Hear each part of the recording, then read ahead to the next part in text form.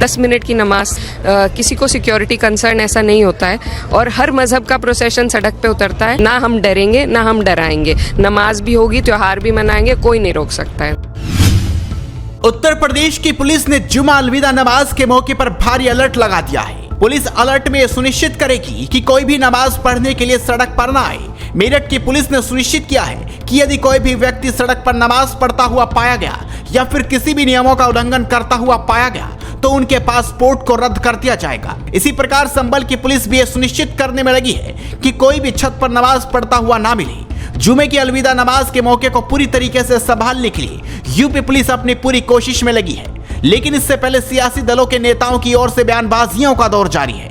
कैराना से सपा सांसद इकरा हसन ने इस पूरे मामले पर राय रखकर हर किसी को चौंका दिया। कैराना सांसद ने कहा कि नमाज सिर्फ 10 मिनट की होती है।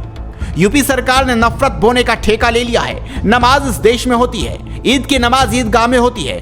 ईदगाह के बाहर के एरिया में भी भीड़ की वजह से नमाज होती है कई बार। इससे किसी को कोई आपत्ति नहीं होनी चाहिए। मैं यही कहना चाहती हूँ कि किसी को अधिकार नहीं है कि वो नमाज के नाम पर किसी का भी पासपोर्ट इम्पाउंड कर सके। नमाज इस देश में होती आई है और होती रहेगी हमेशा, कोई उसे रोक नहीं सकता है।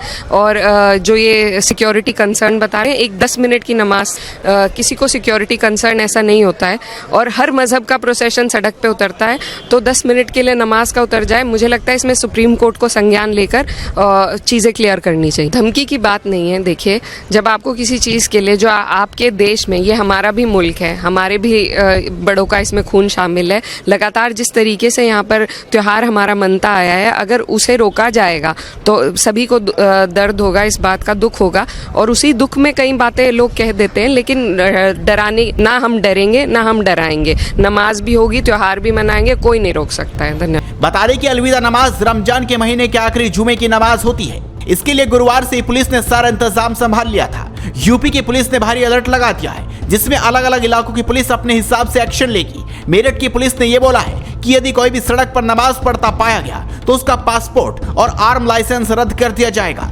वहीं दूसरी ओर संभल के पुलिस अधीक्षक श्रीश चंद्र ने बताया कि नमाज पढ़ने के लिए कोई भी पाबंदी नहीं है, लेकिन लोगों को छतों पर इकट्ठा होना मना है। यहाँ सुरक्षा व्यवस्था परखी जा रही है, कहीं भी अशांति नहीं है, शांतिपूर्ण तरीके से नमाज संपन्न कराई जाएगी।